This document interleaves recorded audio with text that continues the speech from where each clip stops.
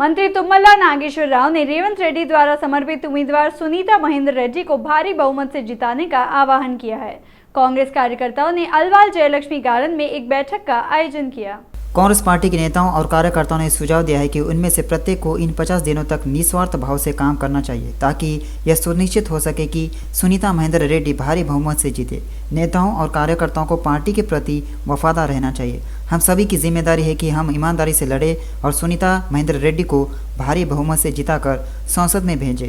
पूर्व विधायक आलीपेड्डी सुधीर रेड्डी, मैनपल्ली हनुमंतराव, नक्का प्रभाकर गौड़, कुतुबुलापुर विधायक उम्मीदवार कोलुनु हनुमंत रेड्डी, भूपति रेड्डी, कुकटपल्ली विधायक उम्मीदवार बंटी रमेश, उप्पल विधायक उम्मीदवार परमेश्वर रेड्डी, नेताओं और कार्यकर्ताओं ने बड़ी संख्या में भाग लिया। बीजेपी सांसद लक्ष्मण ने दिल्ली के मुख्यमंत्री अरविंद केजरीवाल की गिरफ्तारी पर अहम टिप्पणी की है। उन्होंने कहा कि किसी भी राजनीतिक दल को केंद्रीय जांच एजेंसियों से संबंध नहीं रखना चाहिए और कहा कि दिल्ली शराब मामले में ईडी केजरीवाल को 8 बार समन जारी कर चुकी है, लेकिन सीएम अरविंद केजरीवाल ने कोई जवाब नहीं दिया। अगर केजरीवाल ने कुछ गलत नहीं किया तो उन्होंने ईडी के नोटिस को क्यों खारिज कर दिया? लक्ष्मण ने कहा कि आखिर में उन्हें गिरफ्तार करना पड़ा। इस बीच केजरीवाल को रात करीब 9 बजे ईडी के अधिकारियों ने गिरफ्तार कर लिया। ईडी के अधिकारियों ने उन्हें गिरफ्तार करने से पहले करीब 2 घंटे तक उनके आवास की तलाशी ली। बाद में केजरीवाल को हिरासत में लेकर ईडी दफ्तर ले गए। इस घटना के दौरान केजरीवाल के घर पर तनाव का माहौल हो गया। आप नेताओं और कार्यकर्ताओं ने केजरीवाल की गिरफ्तारी का विरोध किया और ईडी अधिकारियों और केंद्र सरकार के खिलाफ आंदोलन शुरू कर दिया। इस बीच आपके मंत्रियों ने कहा कि केजरीवाल जेल से ही शासन चलाते रहेंगे। विधायक पल्ला राजशेखर रेड्डी चाहते हैं कि असामयिक बारिश होने पर सरकार को तुरंत प्रतिक्रिया देनी चाहिए और अधिकारियों और कृषि मंत्री को जाकर जांच करनी चाहिए, लेकिन कांग्रेस सरकार ने पिछली सरकार की आलोचना की। राजेश्वर रेड्डी ने आलोचना करते हुए कहा कि वे यहाँ भी राजनीति कर रहे हैं। उन्होंने आरोप लगाया कि कांग्रेस पार्टी का गठन झूठ की बुनियादी पर हुआ है। मंत्री तुम्मला नागेश्वर राव, जिन्होंने सत्ता में रहते हुए बीआरएस सरकार द्वारा किए गए कार्यों की सराहना की थी, अब उनकी आलोचना कर रहे हैं। दिल्ली के सीएम केजरीवाल की गिरफ्तारी पर बीआरएस विधायक और पूर्व मंत्री केटीआर ने प्रतिक्रिया दी। केटीआर ने केजरीवाल की अवैध गिरफ्तारी की कड़ी निंदा करते हैं। उन्होंने टिप्पणी की कि ईडी और सीबीआई भाजपा के उत्पीड़न औजार बन गए हैं। उन्होंने कहा कि वे बिना वजह विरोधी दलों के नेताओं को निशाना बना रहे हैं। पूरे देश में भूचाल पैदा करने वाले दिल्ली शराब घोटाला मामले में गुरुवार रात दिल्ली के मुख्यमंत्री अरविंद केजरीवाल की सीधी गिरफ्तारी पर बीआरएस ने प्रतिक्रिया व्यक्त की। पार्टी के कार्यकारी अध्यक्ष और पूर्व मंत्री केटीआर ने कहा कि वह केजरीवाल की अवैध गिरफ्तारी की कड़ी निंदा करते हैं। उन्होंने टिप्पणी की कि ईडी और सीबीआई भाजपा के मुख्य हथियार बन गए हैं। केटीआर ने कहा कि वे बिना किसी सबूत के राजनीतिक विरोधियों को निशाना बना रहे हैं और उनका एकमात्र मकसद राजनीतिक बदला लेना है।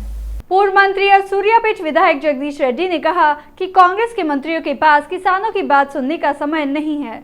उन्होंने कहा कि यह सच है कि तेलंगाना में सूखा है। उन्होंने चिंता व्यक्त की कि नलगोंडा जिले में बड़ी संख्या में कृषि भूमि सिंचाई के पानी की कमी के कारण सूख रही है। उन्होंने कहा कि लो वोल्टेज के कारण कृषि मोटरें जल रही है और किसानों को हजारों रुपए का नुकसान हो रहा है। प्रत्येक मोटर की मरम्मत में लगभग 1 सप्ताह का समय लगता है और मोटर ठीक होने से पहले ही पूरी फसल सूख जाती है। नलगोंडा जिले के मंत्री कोमटिरेड्डी वेंकट रेड्डी से पूछा कि क्या उन्हें किसानों की दुर्दशा नहीं दिखती। उन्होंने कहा कि मंत्री किसानों के पास आने से डर रहे हैं। उन्होंने कहा कि वह इसलिए नहीं आ रहे हैं क्योंकि किसान उनके रिश्तेदार की शिकायत करेंगे। जगदीश रेड्डी ने मांग की कि सरकार किसानों को प्रति एकड़ कम से कम 10,000 रुपए मुआवजा दे। कांग्रेस के लोकसभा उम्मीदवारों की दूसरी सूची में वरिष्ठ नेता मल्लू रवि को जगह मिली है। इस मौके पर मल्लू रवि को एआईसीसी सचिव व पूर्व विधायक संपत कुमार ने सम्मानित किया।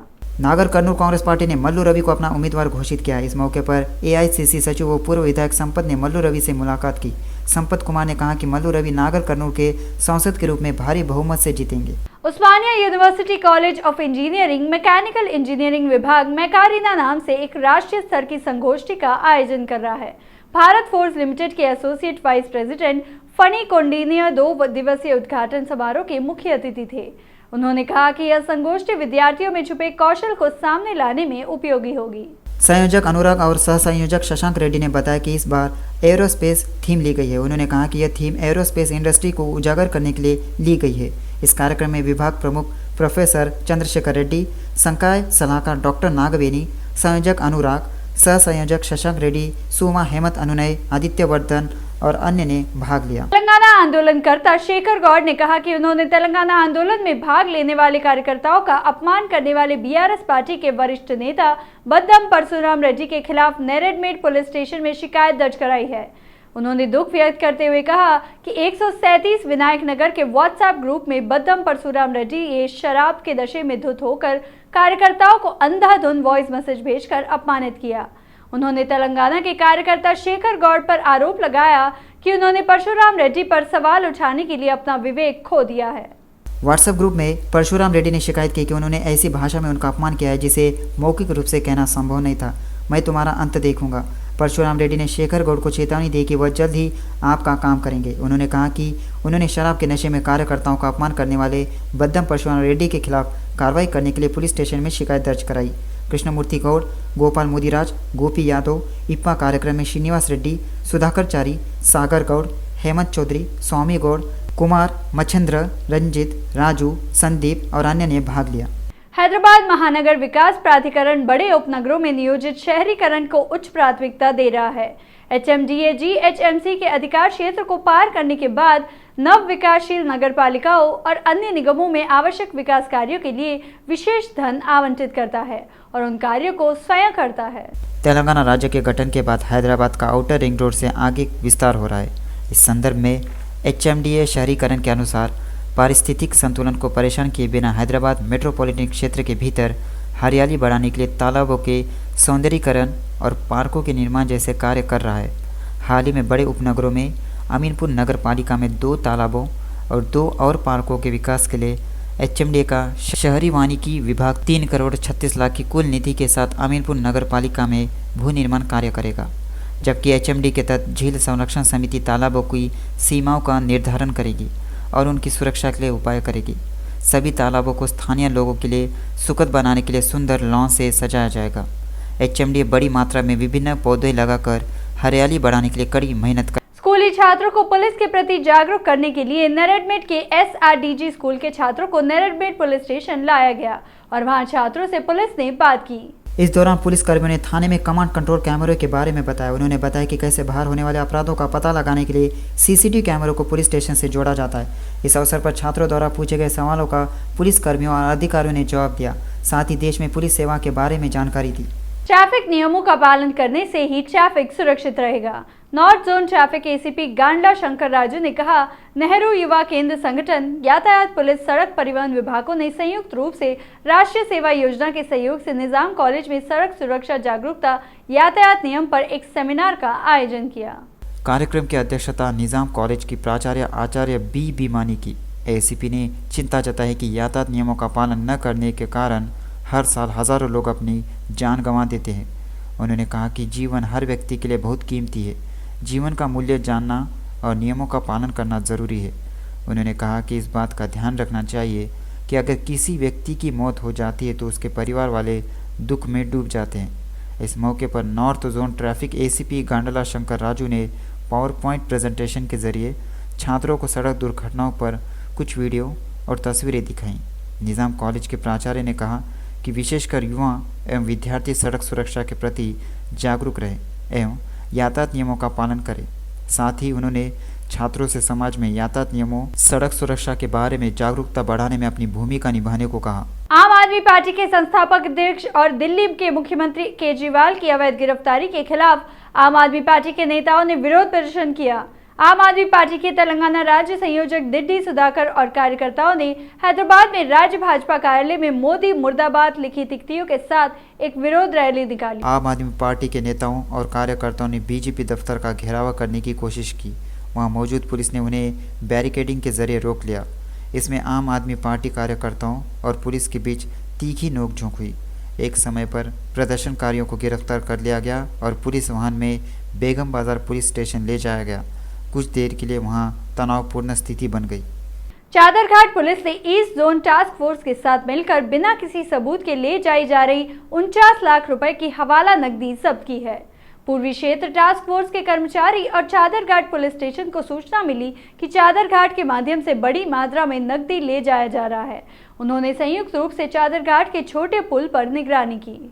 इसी क्रम में वाहन निरीक्षण के तहत कार का निरीक्षण किया गया। पुलिस को गाड़ी में बैग में 49 लाख रुपए कैश मिले। नकदी और बिल के सबूत के अभाव में पुलिस ने कार में सवार रवि प्रकाश शर्मा और बोज्जा संजू राव को हिरासत में लिया और वाहन और नकदी जब्त कर ली। पुलिस ने कहा कि जब्त की गई नकदी IT विभाग को सौंप दी जाएगी और IT मानदंडों के अनुसार कार्रवाई की जाएगी। जैसे ही पुलिस ने गांजे की ढुलाई पर सख्ती की, अवैध लोग हैश ऑयल बनाने में लग गए। भांग की पत्तियों से घोल निकाला जाता है और इसमें कुछ रसायन मिलाकर बोतलों में भरकर बेचा जाता है। पुलिस का कहना है कि तस्करों ने चरस के तेल यानी हैश ऑयल पर इसलिए ध्यान केंद्रित किया है क्योंकि इससे मुनाफा ज्यादा होता है। साइबराबाद बालनगर एसओटी पुलिस ने कुतुबुल्लापुर निर्वाचन क्षेत्र के सूराराम के अंतर्गत कैसर नगर इलाके में हैश ऑयल जब्त किया। मुद्रू कोला जीवन एक ऑटो चालक को बालनगर एसओटी टीम ने पकड़ा और पूछताछ की, जिसके पास बिक्री के लिए तैयार हैश ऑयल पाया गया। पूछताछ में जानकारी मिली कि इसे 3 दिन पहले अरकू से लाया गया था। इसे छोटे छोटे प्लास्टिक के डिब्बों में रखकर क्षेत्र के विभिन्न श्रमिक ब्लॉकों और कॉलेजों में बेचने की योजना है। सूराराम पुलिस मामला दर्ज कर जांच कर रही है। कुतुबुल्लापुर विधानसभा क्षेत्र में अवैध शराब पर एसओटी पुलिस ने अपना ध्यान केंद्रित कर दिया है। अवैध शराब की दुकानों पर छापेमारी की गई। साइबराबाद एसओटी टीमों ने कमिश्नरेट के 8 पुलिस थाना क्षेत्रों में अवैध शराब की दुकानों पर छापा मारा और 796 लीटर शराब जब्त की। अधिकारियों का कहना है कि इनकी कीमत 7,48,000 है। एसओटी मेडिकल टीम ने पेट बशीराबाद थाने की सीमा में तस्करी कर ले जा रही 480 लीटर शराब पकड़ी। बंदूक की नोक पर डराने के बावजूद मां बेटी ने जो बहादुरी दिखाई, उससे लुटेरे पकड़े गए। घटना बेगमपेट पुलिस स्टेशन के अंतर्गत रसूलपुरा जैन कॉलोनी में हुई। पुलिस और स्थानीय लोगों द्वारा दी गई जानकारी के मुताबिक नवरत्न जैन और उनकी पत्नी अमिता मेहोत रसूलपुरा के पैगा हाउसिंग कॉलोनी में रहते हैं। जब अमिता, उनकी बेटी और नौकरानी घर पर थे, प्रेमचंद और सुशील कुमार यह कहते हुए घर में आए कि कुरियर सेवा आ गई है। की बहादुरी की सराहना कर रहे हैं। घातक हथियारों के साथ घर में घुसे हमलावरों का बहादुरी से सामना करने की उनके संघर्ष की भावना की सराहना की जा रही है। उत्तरी क्षेत्र की डीसीपी रोहिणी प्रियदर्शी ने हैदराबाद के बेगमपेट स्थित पैगा कॉलोनी में 2 लुटेरों का प्रभावी ढंग से सामना करने और उन्हें खदेड़ने वाली मां और बेटी को सम्मानित किया। इस मौके पर डीसीपी रोहिणी ने कहा, चोरों को पकड़ने के लिए अमित मेहोत और उनकी नाबालिग बेटी ने जो प्रयास दिखाया वह सराहनीय है। कल दोपहर कॉलोनी में डकैती का प्रयास हुआ। आरोपियों ने हत्या की कोशिश की। ये बदमाश 2022 में दिवाली के समय में उनके घर काम करने आए। 4 दिन तक काम किया, फिर चले गए। कल दोनों आरोपी डकैती की योजना बनाकर आ गए। 2 दिन पहले रेकी की गई। वे घर में यह कहकर आए कि कुरियर आया है। देशी हथियार चाकू से धमकाया। माँ बेटियों ने साहस दिखाते हुए आरोपी को पकड़ लिया। अपनी 11 साल की सेवा में मैंने ऐसी महिलाएं नहीं देखी जिन्होंने इतना साहस दिखाया हो। यहाँ एक आरोपी पकड़ा गया। एक अन्य आरोपी को काजीपेट में जीआरपी पुलिस ने पकड़ लिया। हथियार कहाँ से लाया गया, हम जांच कर रहे हैं कि क्या पहले भी कोई मामला है।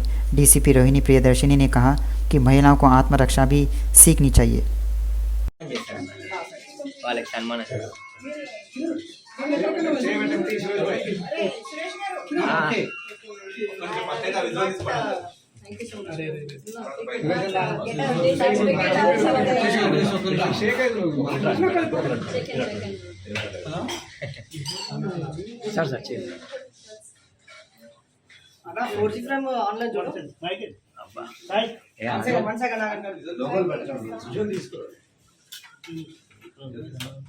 అరే లోగోలు పెట్టకు మేడం, ఒక్క నిమిషం విజువల్ తీసుకుంటాను.